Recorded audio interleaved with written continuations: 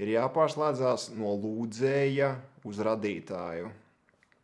Jāpārslēdzās no lūdzēja uz radītāju. Es paskaidrošu vairāk, ko es to domāju. Tas ir par to, ka tā ir mentalitāte atsevišķos dzīves brīžos, atsevišķās dzīves jomās cilvēkiem, kuri ne līdz galam jūtas savā spēkā. Un attiecīgi vienam cilvēkam tas var būt lielāks apjoms, vairākas dzīves jomas, kur viņš nejūtās savā spēkā. Un citam atkal varētu tas būt, kad ir tikai varbūt dažas vai viena vai otra joma, kur viņš nejūtas savā spēkā. Viņš nejūtās tur kā pārvaldītājs, kā karalis, kā valdnieks, kā valdniece. Ja? Un attiecīgi tas ir tas, kas to cilvēku kontrolē. Un šī te kontrole ir tas, ko mēs gribam, teiksim tā, transformēt vadībā. Tas, ka tu pilnībā vadi to. Un tā ir attieksme, vispirms, kas jāliek iekšā, kad es izvēlos to. Ja, piemēram, tu jūti, ka tev šobrīd biznesā ir tāda situācija, kur tu, teiksim, karjerā realizācijā sauksim viņu tā.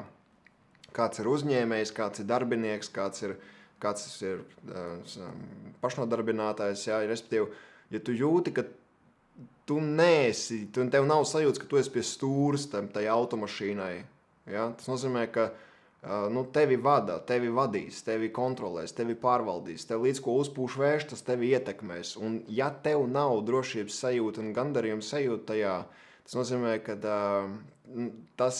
tev tur noplūst enerģija. Tāpēc, ka tur visticamāk izdala kaut kādas bailes, neapmierinātība varbūt pat, ja, un tā ir tā kā sūce, kur līst enerģija. Šīs sūces visās dzīves jomās ir jāsalabo, ja. Ja, piemēram, attiecībās jūt, ka nav tā, ka var brīvi pateikt, brīvi izstāstīt, brīvi izrunāt, un varbūt vispār nav attiecības, ja, un tad ir tāda iekšē, varbūt tas pat kaut kur vilšanās sajūta sevī, ka neesmu tur gana labs, nemāku tur izveidot, ja.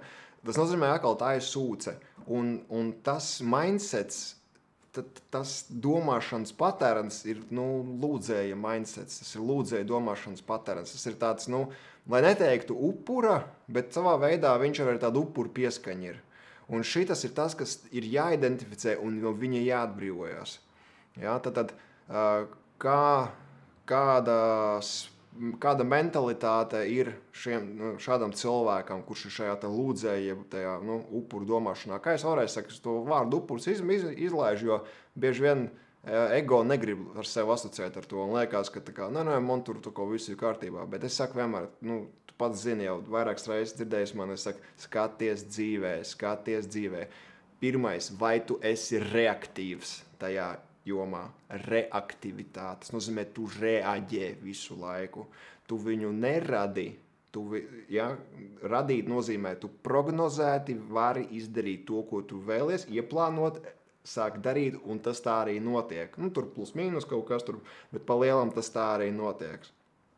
Lūk, tad tā būtu šī proaktīvā pieeja. Reaktīvā pieeja tas, ka tu nekontrolē vai savas emocijas tajā, vai tu nekontrolē vispār apstākļus, kas tur notiek. Tur ir kaut kāds haoss ar citu cilvēku iesaistīts iekšā, un līdz ar to tas taisa bardaku, vai arī vienkārši tev pašam ir kaut kādas šīs iekšējās kvalitātes, rakstura īpašības, kuras vienkārši ir haotiskas un vienkārši nav sakārtotas. Ja? Un tad tas ir ritīgi jāadresē sev.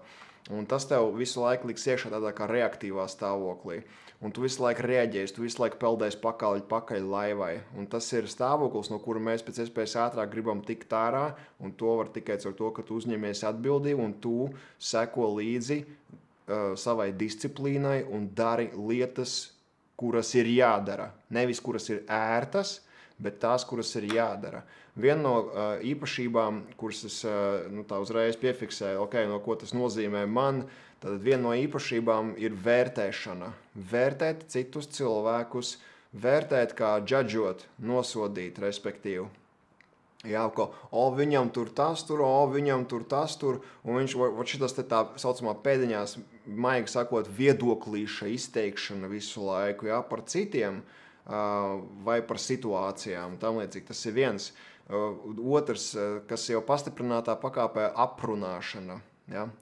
Aprunāšana, cilvēku aprunāšana, citu situāciju aprunāšana, no sērijas bieži vien vecajā pasaulē bija pazīstams ar to, ka nav pa ko parunāt, nu tad ko dara, sāk aprunāt, ja? Nu, tas diezgan drausmīgi.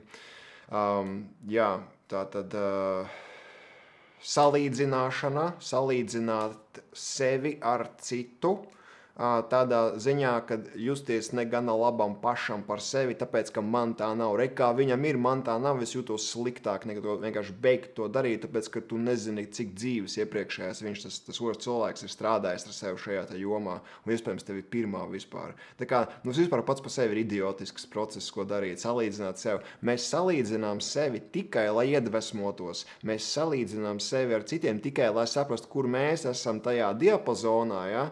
Vai, piemēram, mēs jūtam, ok, mums bija baigi labi iet salīdzinot ar to cilvēku, ja?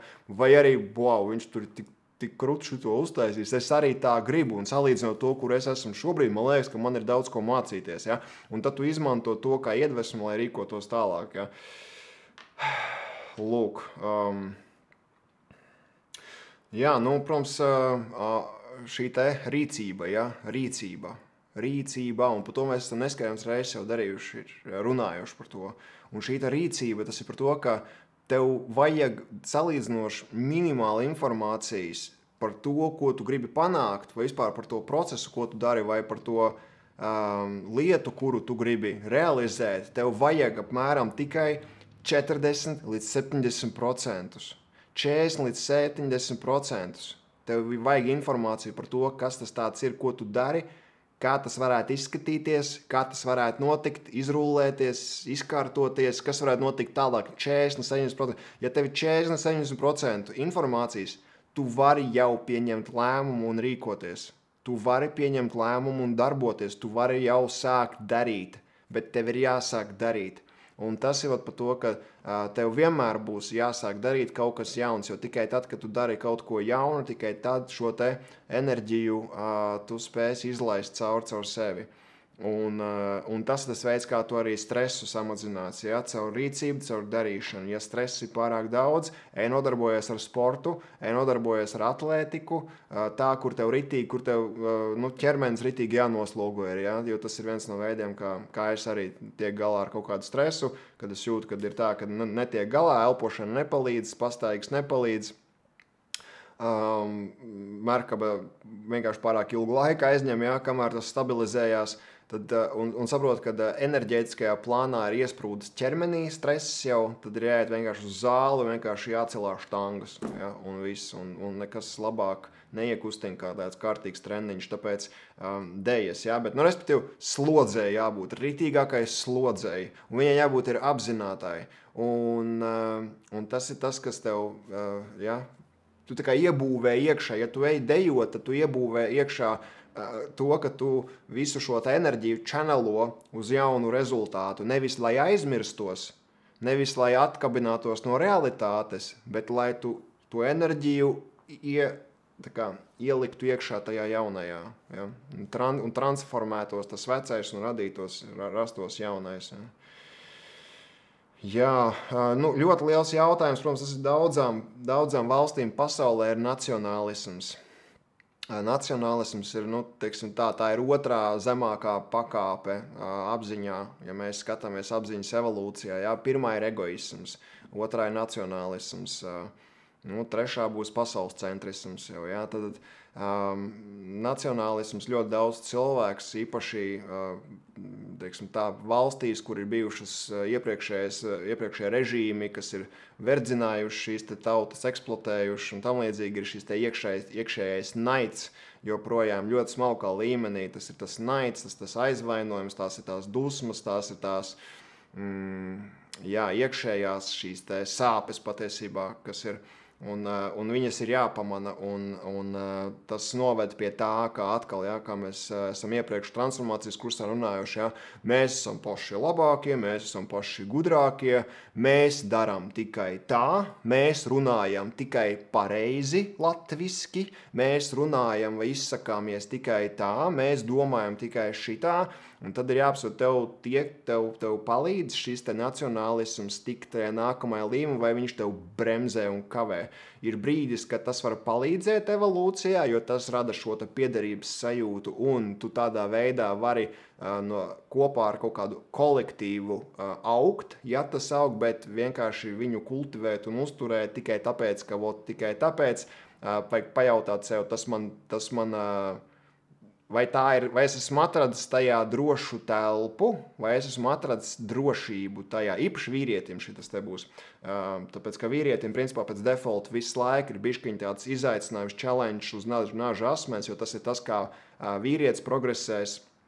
Un tas ir tas, kā viņš visvairāk izjutīs drive, un viņam nāks nākamais līmenis, viņam nāks nākamais finanšu līmenis, veselības līmenis, karjeras realizācijas līmenis, jo vīrietim tas ir viens no svarīgākajām jomām tieši realizēties pēc iekšējā realizācija, ja? Kad ir realizācija. Sēdēt drošībā, viss, kur ierasts, vienkārši gudri spriedelēt, tas ir tiešākais ceļš uz vīriešu nāvi, principā.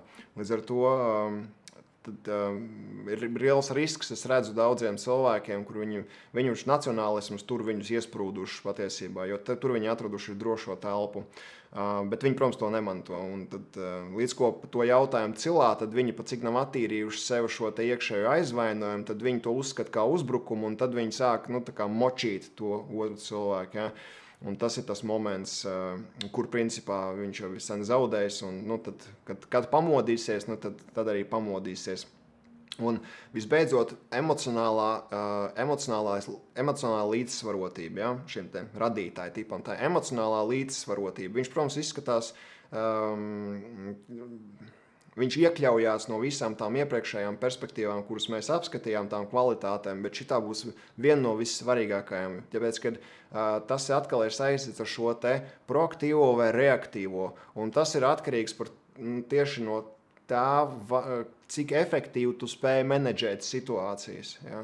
Vai tu katru situāciju uzskati, vai pirmkārt skaties un vēro viņu kā apdraudējumu sev un gatavo savu pretuzbraucienu un pretargumentu un kaut kādu savu pretdarbību, lai paliktu I am right, man ir taisnība, vai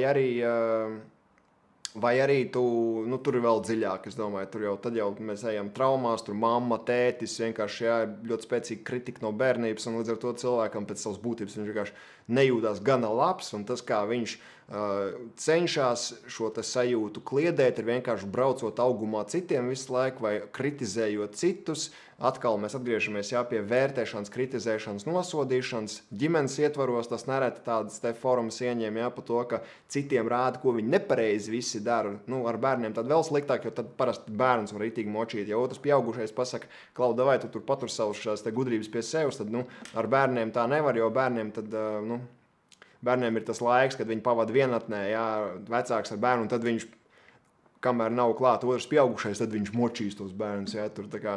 Un es pieņemu, ka jūs zināt, par ko es runāju. Un tāpēc šī emocionālā līdzsvarotība ir nenormāli svarīga kā kvalitāte, lai tu būtu radītāja apziņā, lai tu būtu radītāja mindsetā un dari visas pūles ieliec tajā, lai tu dabūtu šo neutralitāti. Tāpēc, ka tā ir fizioloģiskā līmeņa kvalitāte un attiecīgi, ja tu nekontrolē savu ķermeni, savu fizioloģiju, viņi ir kā tanks pārbrauks pāri visām tavām domiņām, visiem taviem plāniem un vīzijām, tāpēc, ka fizioloģija nav sakārtot, un tur ir tā enerģētika visspēcīgākā tieši ķermeniskā līmenī. Lūk, tāpēc šīs emocionālās reakcijas, sākot ar izdziedināt iekšējo bērnu, pamanot, kuros brīžos notiek šī aizsvilšanās, kurā brīdī notiek gluži vien nogurums. Ja? Gluži vienkārši nogurums ir stāvoklis, kas laika pa laikam mums liek būt reaktīviem pret jebkādiem cilvēkiem. Un tāpēc tur ir jāatrod šis balans, lai tu gana daudz laika un pirmkārtām disciplīnas iemācītos pašdisciplīnu, sportot, pareizi ēst, pietiekoši sakārtot savu ķermeni, lai tu justos komfortabli tajā būt. Un cilvēki, kuri nav komfortabli viņā, viņi saucās space out, viņi tā kā lido laukā no savu ķermeni, viņi nevēlās atrasties tajā ķermenī, jo dēļ salīdzināšanas, dēļ kaut kādiem standartiem vai dēļ traumas viņi ir uzskata, ka viņu ķermenis nav skaists, nav gana labs, un viņi nelepojās ar to ķermeni. Bet ar ķermeni ir tā, ka atkal tu nevari viņu mainīt, ja tu viņu nemīli. Ja? Tāpēc tur būs tas paradoks. Nu, es viņu mīlēšu tad, kad viņš nometīs 10 kg. Hev, uzmini, kas. Tu jau esi tas, kas nometīs tos 10 kg. Tu jau esi tas, kuram vajadzēs savu disciplīnu savākt savu rokās un vienkārši iet izdarīt darbu. Ja? Tāpēc tur tāds interesants paradoks sanāk, ja, ka tev ir jāiemīl tas ķermenis tāds, kāds viņš ir tagad, lai tu kaut ko varētu darīt. Un patiesībā tev jāiemīl ir jebkas, ar ko tu nodarbojies tagad. Tāpēc, ka tikai ar to, ka tu mīli to, tu vari kliedēt un dzēst šo te nepieņemšanu iekšējo, ja, šo te kritizēšanu, vērtēšanas, to enerģiju, kas ir, un viņu var tikai caur mīlestību dziedināt. Tas prasa laiku, tas prasa mieru, tas prasa zināšanas, ja, kuras tu apgūsti mentoru programmā un citur arī. Un tas tev dod instrumentus, lai tu varētu saremontēt šo te situāciju, kas ir izveidojusies.